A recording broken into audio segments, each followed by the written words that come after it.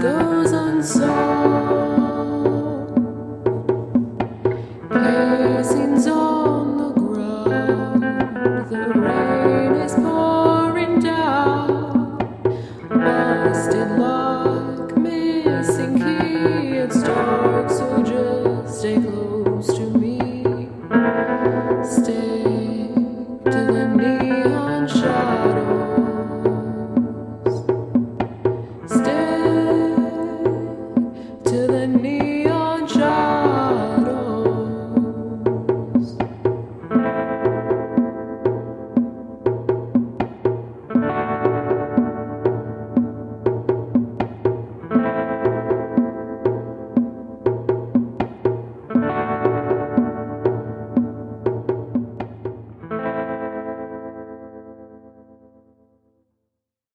Ringing, pounding, piercing. So much pain. Ugh!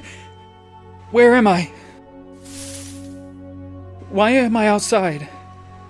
I was just tied up in a chair. Was I rescued? Did it even really happen? My hands are covered in blood. So much blood. Hello, Dusty. Dusty! Huh?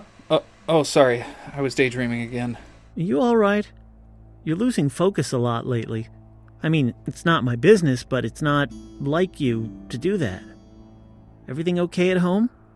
Yeah, I guess I haven't gotten much sleep lately. I know we aren't that close, but you can talk to me if you need to. I nodded as he left the office. I didn't want to lie to Sam, but I still didn't know what's going on. My memories since the last night were warped. I was missing time. I know they beat the heck out of me, but did I get brain damaged? I'm grasping at straws here. And even if there's nothing wrong with my brain, why did I wake up covered in blood? Whose blood was it? What if I hurt someone? And what if those guys came looking for me? They know who I am. Frank, I could really use you right now.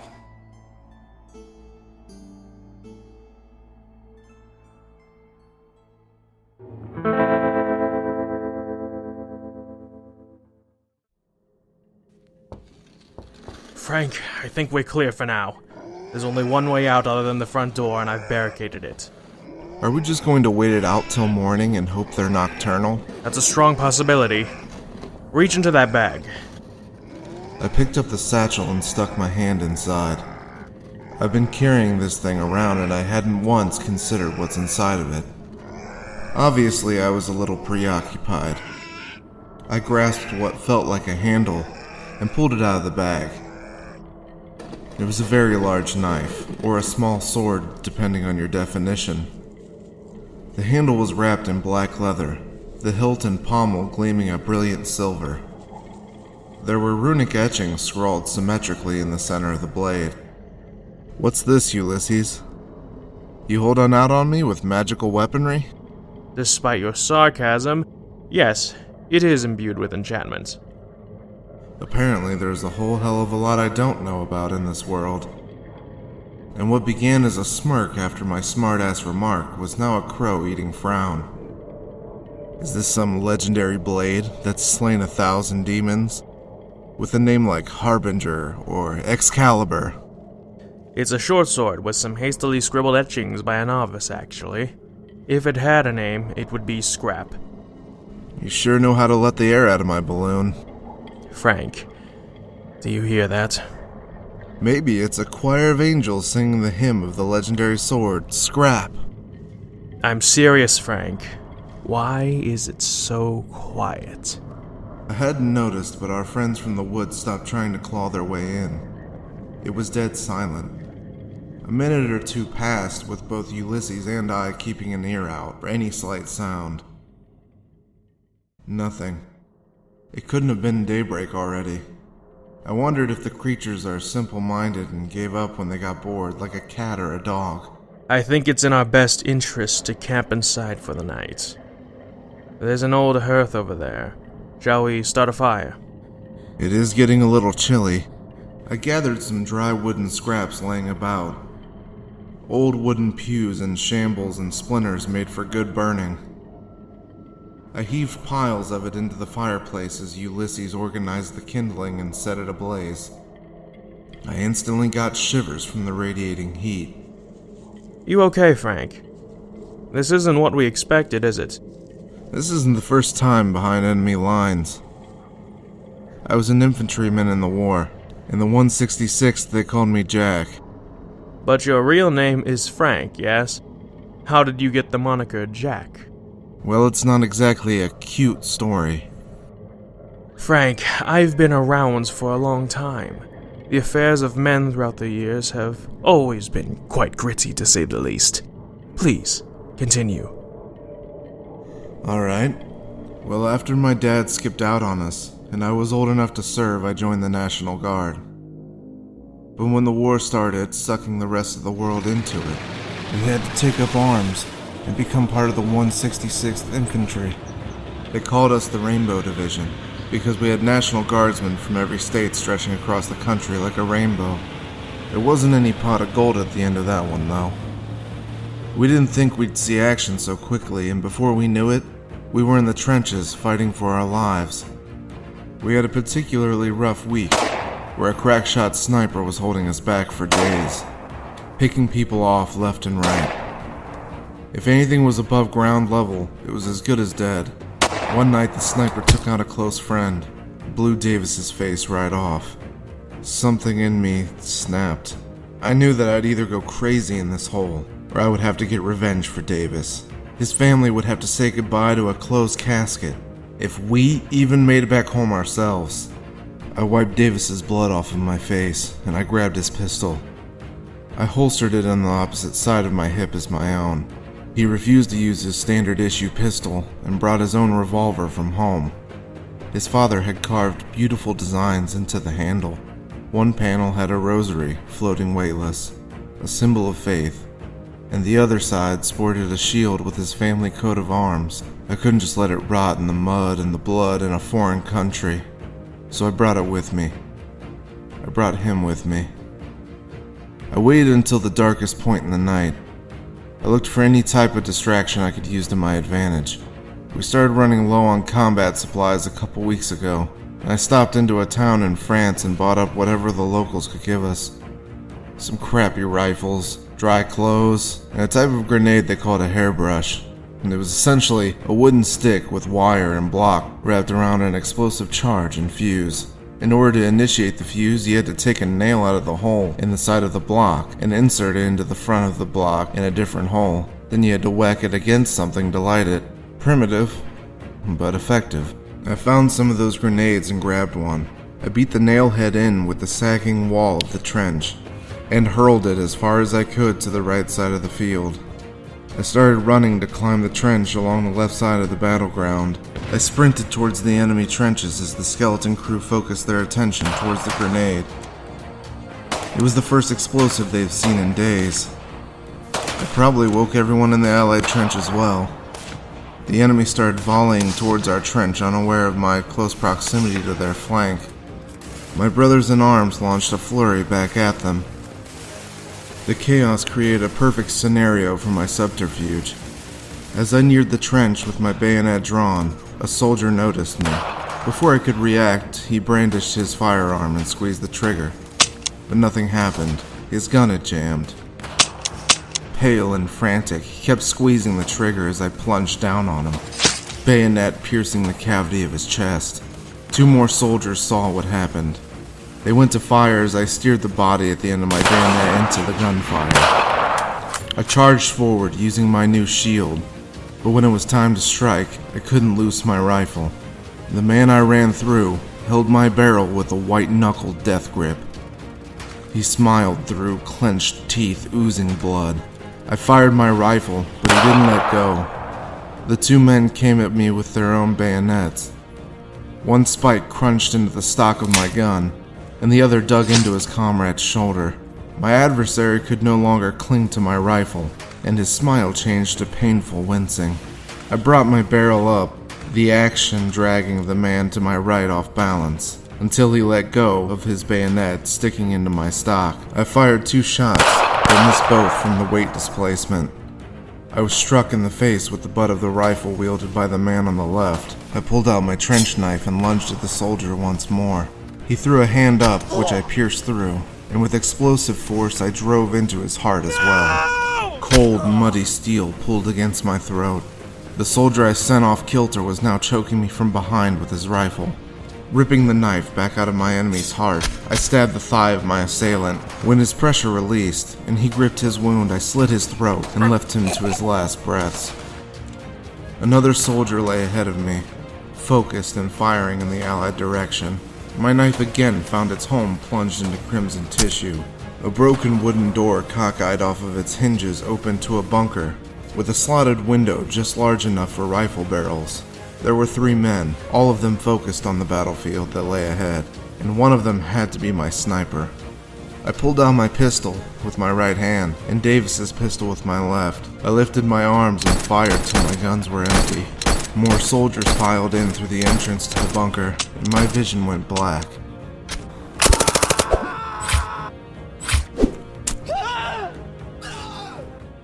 My unit took those trenches after I made a hole. The only thing I remembered after the bunker was Brady with his hand on my shoulder, saying I killed every man in the bunker with just my trench knife. My hand was coated with gobs of blood, some dry, some wet and dripping. Brady took the knife out of my reluctant hand and calmed me down. On the way back to France, the boys called me Jack the Ripper. They said they heard screams from the enemies outside the bunker, terrified, begging for mercy. Those boys always embellished a little when they told a story. At least I hoped this was a tall tale. Wow, so heroism is a trend with you, isn't it? That pistol you carry with you, Frank, is it Davis's? I stopped by Davis's parents' house when I got back. I offered my condolences. I tried to hand over the pistol, but his dad wouldn't take it. He said it was mine now, and Davis would want me to have it. I stroked my thumb over the carvings of the rosary. Frank, why don't you get some sleep? I'll take the first watch. Yeah, that's probably a good idea. Plopping down on the musty wood floor by the fire, I allowed my muscles to relax.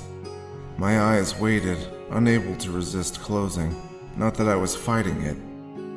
I drifted off into darkness. I shot awake. But I wasn't in a run-down ghost town. I was there again, in the trenches. Davis's fragmented face lay in front of me, half submerged in the muck. I looked away, but I was now in the bunker. I looked down at my hands. They were covered in blood, but it wasn't just that. They were more like claws, long, sharp, bone-like fingernails dripping and oozing. Then the blood turned to maggots, writhing and overflowing through my beastly paws. I threw my arms around wildly to shake them off. I ran for the door outside the bunker, but there was a wall of bodies blocking it. I tried to move them, but they wouldn't budge. I ran to another door on the opposite side. I opened it, and as I stepped into the frame, I was in the orphanage, the basement door ajar. I went to draw my pistol, but it wasn't there. On the floor in front of the door was the syringe-adorned gauntlet that Jonah used as his murder weapon and means to extract blood from his victims. I picked it up and put it on. I walked down the steps, just like I did that night. Creeping down the hall lit by a lone flickering candle, I heard Jonah humming and raced into the room at the end of the hall. When I opened up the door, there was no Jonah. The kid I couldn't save was lying in a chair, lifeless. I went to grab him. But when I did, it wasn't the boy in the chair anymore. It was Lady. Why, Frank? Why did you let me die? It hurts so much, Frank. And you never came to save me. It hurts so much, Frank. You never came to save me. Stop. You never came to Stop! save me. After I yelled, the room was empty. Of furniture, shelves, just the old walls of the orphanage and its peeling paint and rotting boards. I looked down and both Lady and the boy were on the floor with holes in their necks. I'm sorry. I'm so sorry. Hey, Frank. Thanks for cleaning up my mess. We really make a good team, don't we?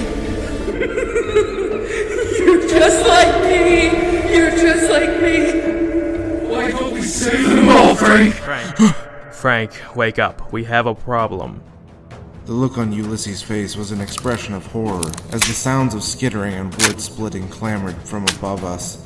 I didn't have time to process my own stomach churning from the nightmare that felt all too real, but not as real as the nightmare unfolding above us.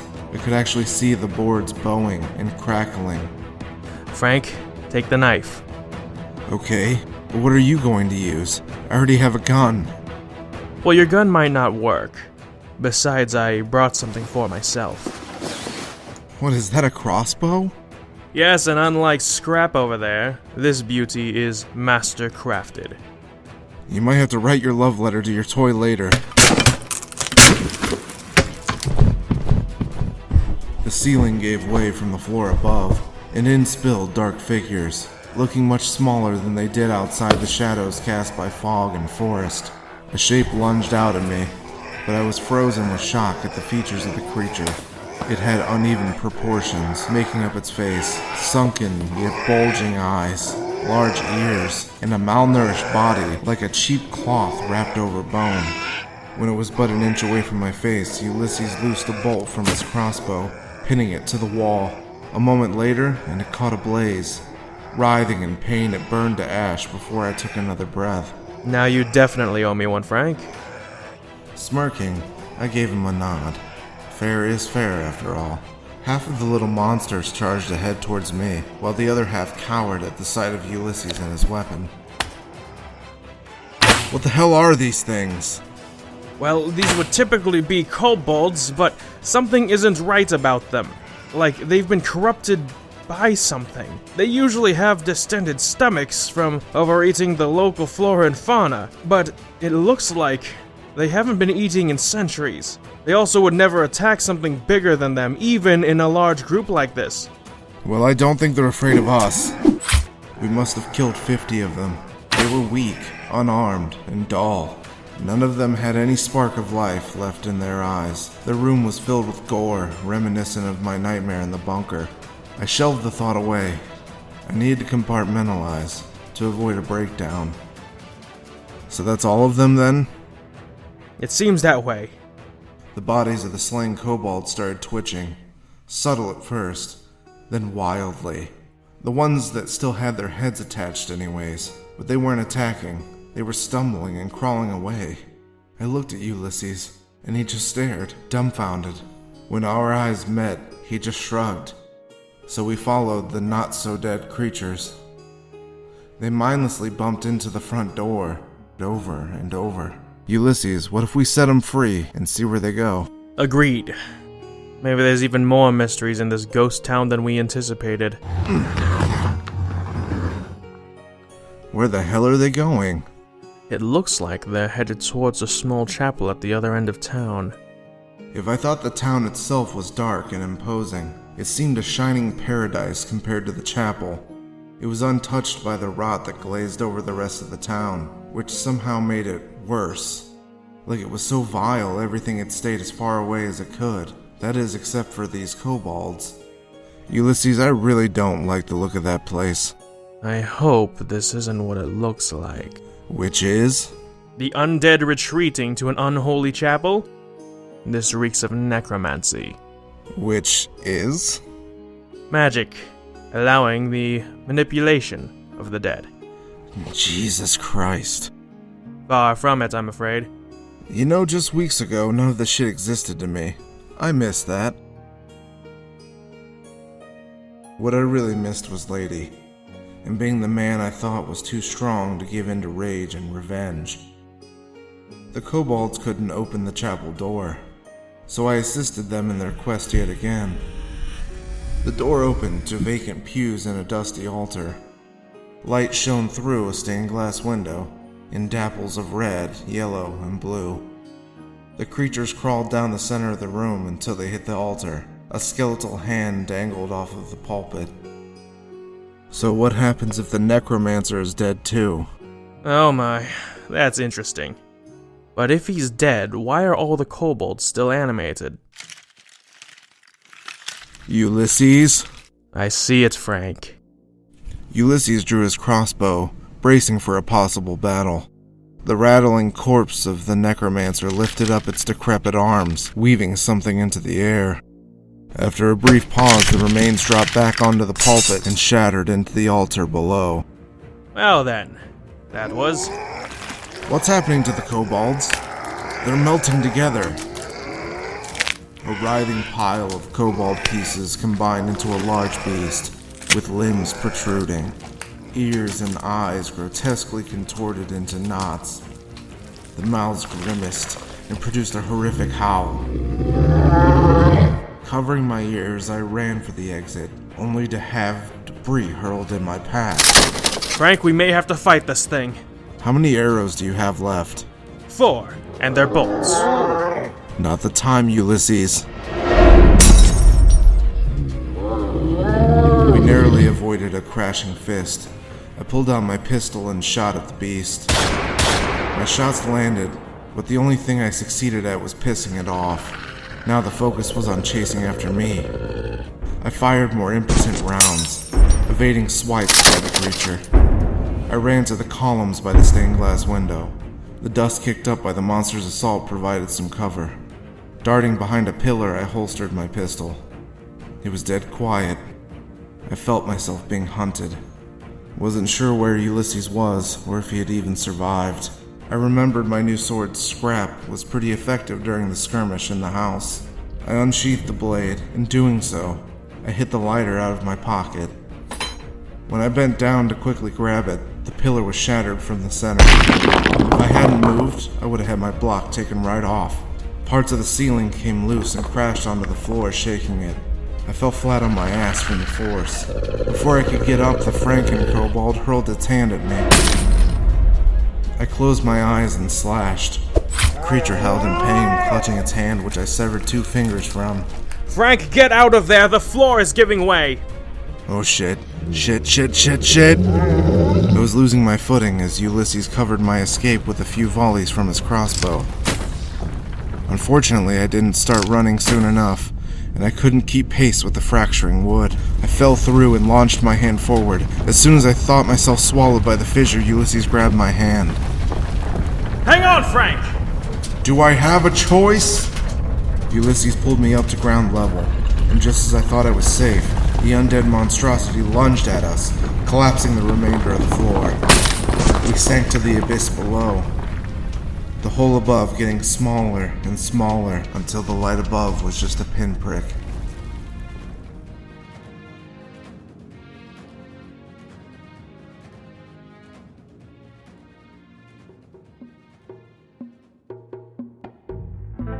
Well, stranger, we appreciate you stopping by to spend some time with us in the shadows. If you want more Neon Shadows, head over to @NeonShadowsPod on all social media, and check out our Patreon. That's patreon.com/NeonShadowsPod. Subscribe to us on Apple Podcasts, Spotify, or wherever you listen. The cast of this episode was Dusty Willis, voiced by Dan Faulkner, Sam, voiced by Elie Hirschman, Frank Dixon, voiced by Ian Knowles, and Ulysses, voiced by Sean Goodrich. The theme song is Neon Shadows, performed by Wren, written by Tyler Brown and Ian Knowles. Neon Shadows was created and written by Ian Knowles. All rights reserved. Copyright Blunderbuss Studios 2021. Reuse or reproduction of our content is strictly prohibited.